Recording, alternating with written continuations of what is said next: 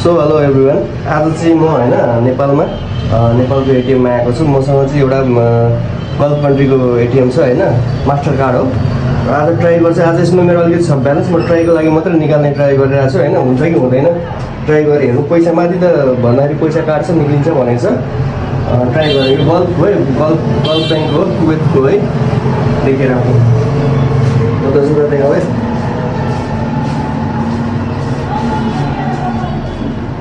English माथि click गर्नु त्यहाँ हो। यहाँ यो पक्ड ल। यो हैन, यो यहाँ क्या यस तल पिन कोड।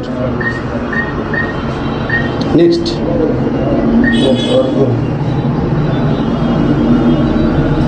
कति निकाल्ने? यो कति 12,000, यो कति 10,000, यो कति 5,000, यो कति माथि 1,000 छ त। 1,000 ट्राई गरौँ न। 3,000 ट्राई गरौँ न। 3,000 ट्राई गर्नु। 3,000 छ मसँग।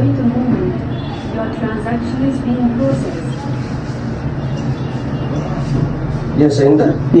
625 चार्ज काट्ने हो। 625 चाहिँ चार्ज काट्ने रहेछ। देखाउँदै चार्ज काटेको भने त्यहाँ 625 चाहिँ चार्ज काट्ने रहेछ है। पैसा निक्लिने रहेछ होइन ब्रो। मास्टर कार्डदेखि पैसा निक्ल्यो।